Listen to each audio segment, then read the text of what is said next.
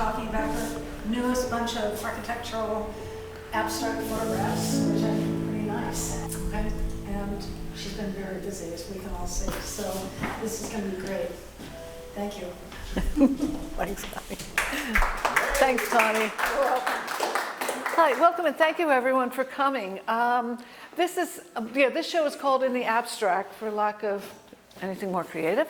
And it's actually a continuation of my show last November, which is all, and so this, like that show, is all about my obsession, the Bilbao Guggenheim Museum by Frank Gehry. The last time I did a bunch of exterior shots. For this show, I really concentrated on pieces I took on the inside of the museum. The museum is actually, I've said this before, but I'll say it again, is actually an amazing place. The outside is a deconstructed ship, which is really, really very cool. And when you get inside, it's like walking through a sculpture until you get into the exhibition spaces. And then the building completely drops away and it's all about the art inside. Hence, my conclusion is Gehry really loves artists and Frank Lloyd Wright didn't. So, because if you've ever been to the New York Guggenheim, you know Frank Lloyd Wright hated artists. Anyway, so as I said, so these are all interior shots of the Guggenheim. And when I started doing photography, people kept saying, you have to find your visual language. And so I took sceneries, not so great, took flowers, yeah, they weren't great. I am horrible at people. I've always drifted to architecture, and what I began to do though was like look more closely at the architecture and looking at how the architecture can actually make for interesting photographs if you seek out those interesting angles, nooks and crannies, hence then moving towards abstract architecture. Many years ago at an OSNAP gathering, which was run at PPAC, now known as TILT, Laurie Wazelchuk looked at these abstracts and said, "You've done it, you finally found it." So I've been focusing on that ever since. So I talked a lot last time about the building itself. I mean, I am obsessed with it. But this time I thought I'd talk more about my process. What was great about doing this is discovering the joy of having an actual project to focus on for a long time, because it really did give me a chance to play with my process quite a bit. So I've actually done 2 trips to Bilbao to see this building and take photographs. The first sets, it'll be 2 years ago now, come this summer. They were good, but they really taught me what I really needed to do. So when I went back again, a year ago, March, I had more of a sense of what I wanted to do.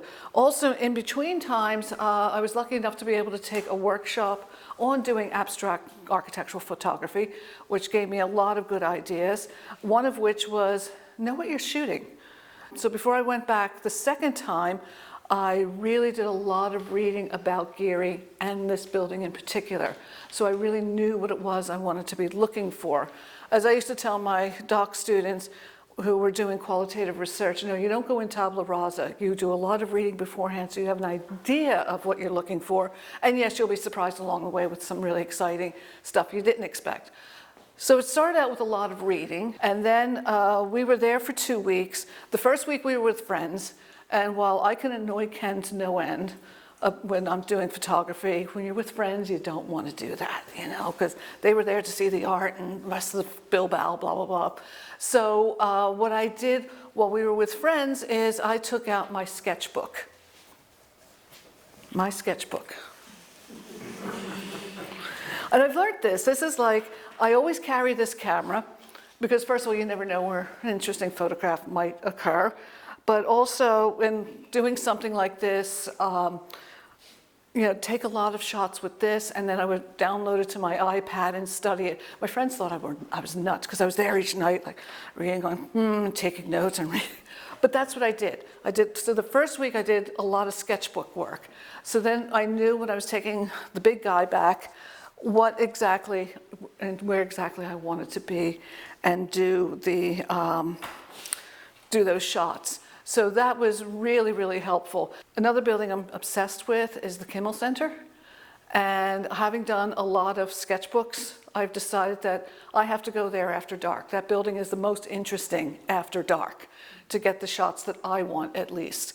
So having done a lot of sketchbooks with that, I've learned that one as well. Although I haven't done enough reading on that building yet, so I'll get there. So then I went, and as I said, I looked for interesting angles and stuff to find. And sometimes, I mean, things just happened.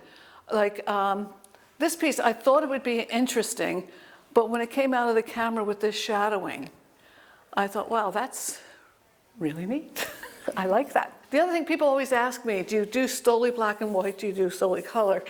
The photographs tell me what they want to be. So obviously that one had to be in color. This one just looks so much better in black and white. This one, I liked the sky in the upper part, so I think that made for an interesting shot. So I kept it in color. Sometimes I don't know. So you'll see, there's a photograph here in black and white, and if you look at the other end, there's a photograph in color. It's the exact same photograph.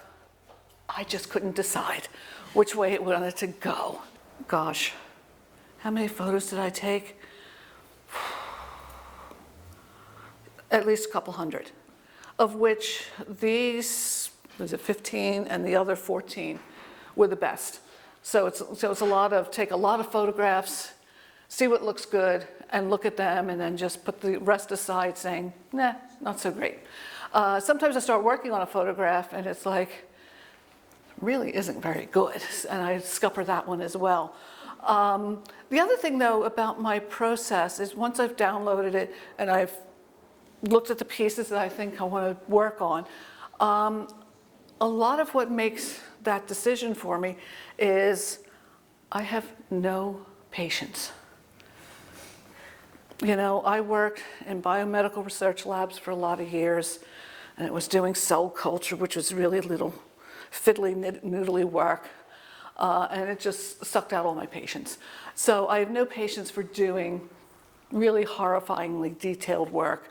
So if the photograph needs more than minimal manipulation, I just don't work on it because I just don't have patience, and it is a fault, and I own up to it. But so really, the only thing I do is I adjust for brightness and contrast and vibrance and things like that. But I really don't go far beyond that, except of course if I really like the photograph and there's something annoying there, I will clone stamp the hell out of it. So like in this photograph, while I liked the people in the background because I thought they were interesting, there was a person right here who was just annoying me, so I got rid of them. Sorry, gone. I've taken grandmothers out of photographs, you know, I'm terrible. What's interesting though about this one is I really like it. If you come up and look closely, there are these white lines that are actually the things that the lights are hanging on. And I sat there and I'm going, do I really want to take all those out? Are they horribly distracting? No. But the other thing too is it reminded me of Jackie Ferretti's work. Jackie, one of our artists, because in her abstract she does a lot of scratching and stuff. And it kind of looked like her scratching. So this is my homage to Jackie. I left the scratches in because I thought they were really interesting. Now, this one here, I left in color because I like the subtle, and this is all natural light. I don't monkey with that. And this is actually the color of the internals of the building. But I like that little bit of color there. But I also liked the different shades in the black because of the way the light was coming through that day. And this is a classic Bilbao day, really cloudy. Yeah, Bilbao is just, it's Scotland, it's home, it's nice, you know, I'm secure. So again, it's just a lot of wandering around, looking at things that might be an interest.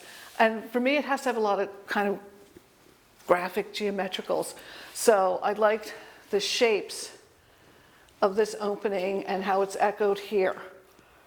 And that's what, and I decided the railing was fine. I didn't mind being there because it just added another graphic. And this, the two graphics of the railing and the windows framed in this interesting way. For me, it's all about the shapes, the geometry, which is also interesting because I was a dreadful student in geometry. The geometry of everything really captures me. And again, these are, like I said, these are all when you're in the various passageways and the entryway and things like that. And again, you know, these arcs really drew my attention. And for a while, I decided whether to get rid of these little squares of light, but because they're actually doorways into galleries. And I thought, well, I kind of like them there. So it just, again, added a little dimension. Actually, now that I look at it, it's almost like someone's helmet in the eyes. So maybe it's an alien. That could be. One of the ones in my last show was actually another angle of this one. And you can almost see it here, but the way I took that other shot, it was actually the outer part became a bust of a woman. And, but that was in my last show, so I didn't include it in this show. But I was rotated slightly differently. And that's the other thing, I'll sit there and rotate around. This one, again, the Ode to Jackie.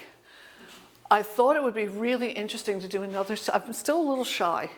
I thought it'd be really interesting to lie down on the ground to get that one. But I didn't think the guards would be overly happy. Holding the camera like this? Yeah, actually, more like that.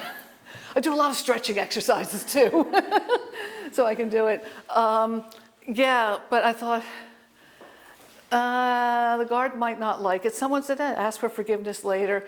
So I've decided that maybe what I need to do is either get a yoga mat or a piece of cloth that I can carry around, and because also, you know, it's often rainy in places and people are walking around. You don't want to lie down where people are walking around. So I'm thinking maybe I should do that and then ask for forgiveness later. I have actually convinced guards in museums to let me take photos, which is interesting, in places where they say absolutely no photography. I've done that twice at the Breuer building. It was the Breuer building. What used to be the Whitney, because twice it was a window I was really interested in. And I went up to the guard and I said, look, I know there's no photography, but I'm telling you, I only want to take a photo of this window because I think it's really interesting. And both times they looked at me like I was crazy. And I said, look, you can stand next to me. And the one guard did, the other one said no, because then it looks like I'm letting you do it, and then people are going to ask that question. but I came back and showed them. You know, it's like, and they're like, okay, if you think windows are great, go for it. Just don't take a photo of the art.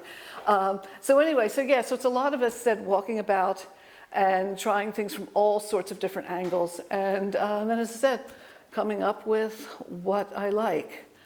Especially the ones that we're looking up, I very often will do a 360. I'll just keep rotating around and see. Sometimes stuff comes out and I sit there and go, and this was one of them. And it was like, and I finally had to depend on this little piece here to remember which way it actually goes. Because it could actually go, you could rotate that one a bit. But I looked at that and I decided, no, I think it goes that way. Of course, I could be completely wrong. But, but yeah, no, but I do a lot of rotating around on a particular side.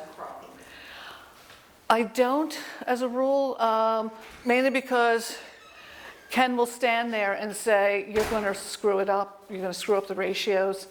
So I tend, although in my first show here, I had a piece, it was a building, and to get the extraneous stuff out would have meant hours of clone stamping, which I was not interested in doing. And to crop it would have been problematic. So I solved the whole problem by having a custom mat made. So, that's always a solution, is to do a custom mat and get rid of the stuff you really hate. Connie. So how many days did you actually photograph inside with the big camera? Inside with the big camera, that was one full day. So the notebook. Yeah, the sketch pad. Yeah, because that's, I've said it really, but because my time was also really limited. Sure. So, so I spent about 3 days with the sketchbook and then one full day.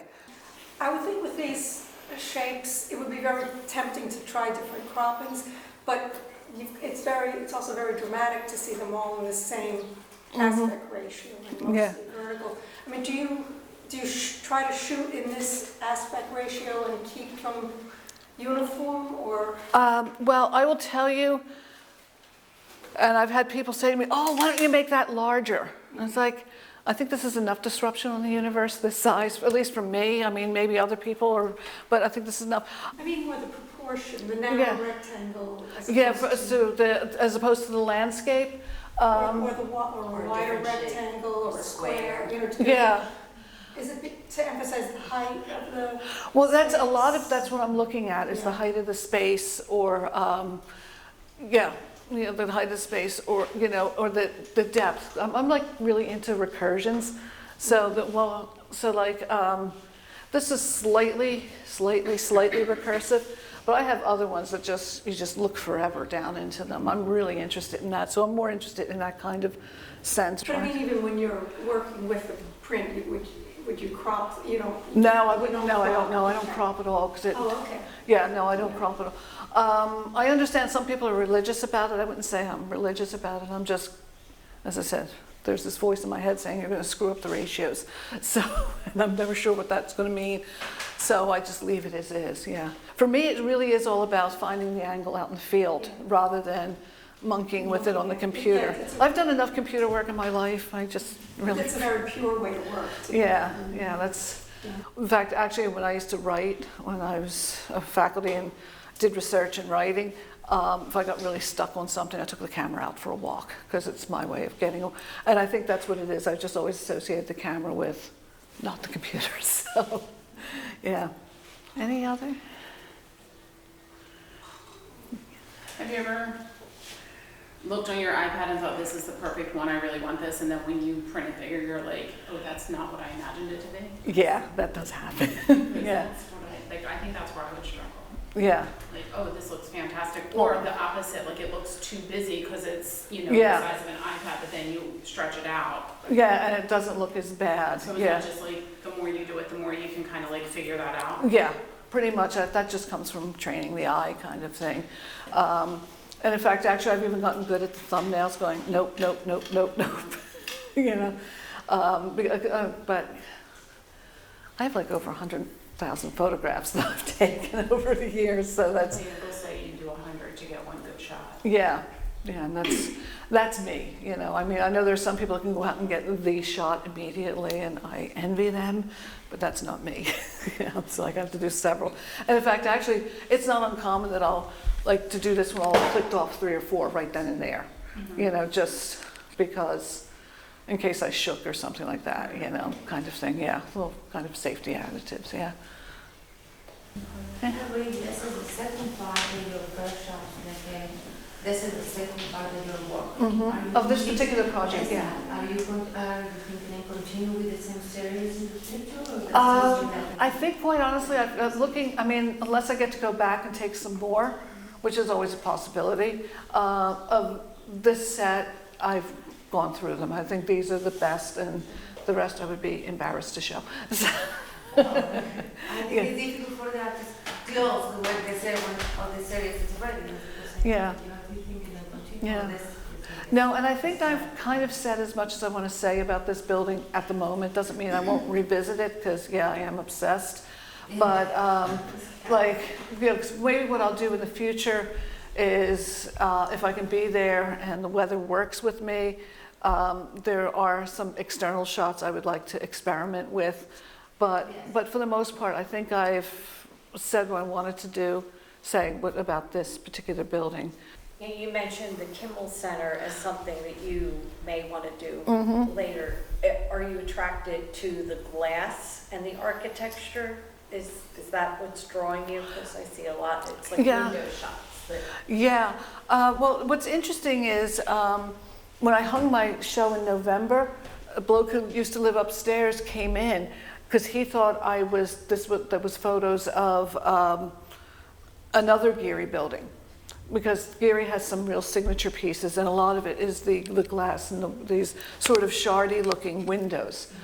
But yeah, I think that's part of what's drawing me to the Kimmel Center. Is, again, there's a lot of geometry. It's the glass, but also the arcs and the gridding on the arcs, and then the wood that has the like almost like a strié effect kinds of things. And I think that's what's really attracting me to that building. And as I said, having taken a lot of sketchbook shots, I'm finding that the sky is a little too distracting. You can also very often see buildings through that ceiling. So that's what I'm thinking, nighttime is probably the better time for me to do what I want to do with that project, yeah. But yeah, it is, it's the whole geometry of it. And I think that's what really draws me to these things is, you know, the angles and the arcs and the whole geometry thing. Now, I have a love-hate relationship with brutalist buildings. You know, I think what I've just finally decided is they're kind of like French bulldogs. They're so ugly, they're adorable. But they have so many interesting angles that you can look at, you know, and I think that's what's drawn me back to brutalist buildings time and time again. Yeah, yeah. So, Mike, yeah. I like your minimal approach of what you do to doctor the photos. Mm-hmm. But were there any photos here that were the most difficult to get for you, and you know, that you would have some sort of you know, story behind it that you had to do a difficult pose or lay on your side? Oh, no, well, as I said, I didn't feel brave enough to lie down. I think next time I might. Well, the one, let's see. Yeah, this one here. This one. That's one. People were looking at me as if I was out of my, because I literally was. Yeah. Like that the whole time. And then of course I straighten up and go, whoa. You know. So yeah, so I got a lot of strange looks when I was, and then of course they go by and they look up and they look at me and they look up and, all right. Whatever. It's like, what is she doing? So yeah. This one, the reason why there are people in it is because I just finally got frustrated and started shooting, because there were just people passing through constantly, and at least these two cooperated and at least stopped. So I didn't have to worry about streaks of people, you know, movement kinds of problems. But yeah, that's often a problem, especially in public spaces like this. They're just darn people around. How dare they want to look at the art, kind of thing. They're beautiful angles that they're shot at. So Thank you. Yeah, yeah. That's none of them here, but there was one place, and I was down below and taking shots, and I hear this voice from up above going, "Look, hello, hello!" And I look up, and there's a woman up on a balcony, one of the balconies. She's really great angles from up here, because she was with her camera. So I'm running up. In fact, actually, that one may have been taken from up there. But yeah, it was like, oh yeah, it is pretty cool up here. So and we were chatting, kind of thing. So you get to do a lot of chatting with people because they're like, what are you doing? Which is sort of interesting, yeah. They're so wonderful. I love them. Thank They're so you. different and exotic and everything. Would you ever, you know, play with them at all, where you would want to put a few together and turn them inside out and turn them in a different way and see what happens? I've not tried that. I don't know if I have the patience for that. It might be interesting, but I don't know. To be honest with you, I'm really just more interested in what's coming out of the camera. Thank you all for coming. Thank you, Jim and Crackpot Realism Productions, for doing the filming. And thanks again for coming.